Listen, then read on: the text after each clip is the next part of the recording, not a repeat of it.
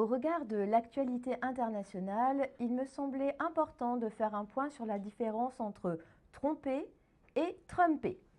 Chers auditeurs, si vous fantasmez sur votre voisine vénézuélienne, alors que vous êtes tous les deux mariés, si vous êtes tous les deux chauds pour avoir des échanges de fluides qui mènent à des accords sexuels, ça s'appelle tromper. C'est regrettable moralement, mais s'il y a consentement entre vous pour des relations réciproques, ça ne viole pas le droit international.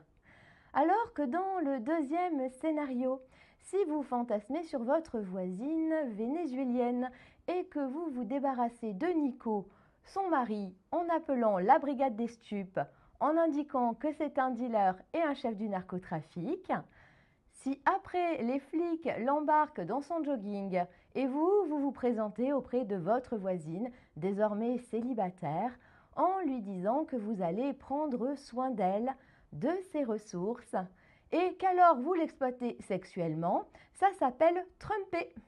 Et ça viole le droit international.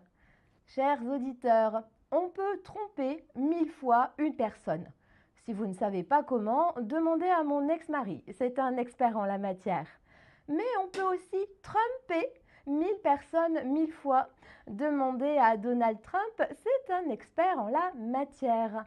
Depuis qu'il est au pouvoir, les États-Unis, c'est la cité de la peur. Après le Venezuela, ce sont les ressources du Groenland qui l'excitent. Deux climats, mais une même ambiance, qui interroge les principes éthiques de la démocratie américaine. Puisque du nord au sud, leurs intérêts pour la domination pétrolière font fondre les droits internationaux à la vitesse d'une mousse acoustique non réglementaire en feu. L'année ne pouvait pas plus mal commencer, sachant que pour s'en remettre, il faudra trouver autre chose que de la drogue, dont le cours a évidemment flambé.